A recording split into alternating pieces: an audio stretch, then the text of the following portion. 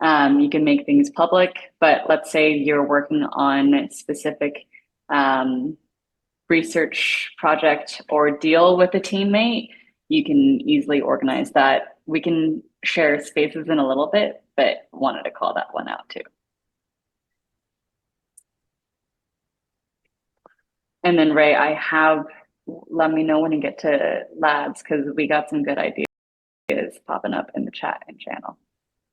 Yeah, let's do it. Let's jump into labs, and I wanted to cover one use case before we get some feedback from the audience here.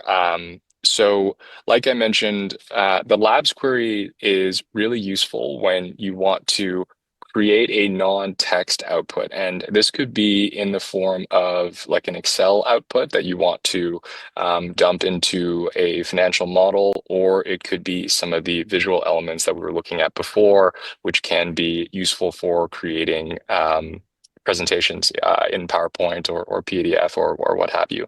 So in this particular example, something that we see our users do quite a lot is use Perplexity as a way to extract information from financial documents and then put that into an Excel. So if you think about what the kind of current way of doing this without AI is, you would have to go into the last 8, 10 queues and manually find the CapEx table and then make sure that the tables are the same ones, right? Copy the information across the last 8 quarters into Excel manually. So that can take, I don't know, a couple of hours if you're good at it. But now that we have these AI tools, we can automatically tell Perplexity what we're looking for. It'll identify those tables, pull up the underlying sources from the SEC, so you have full confidence where they're coming from, and present all the information to you either in a report or in kind of a table here.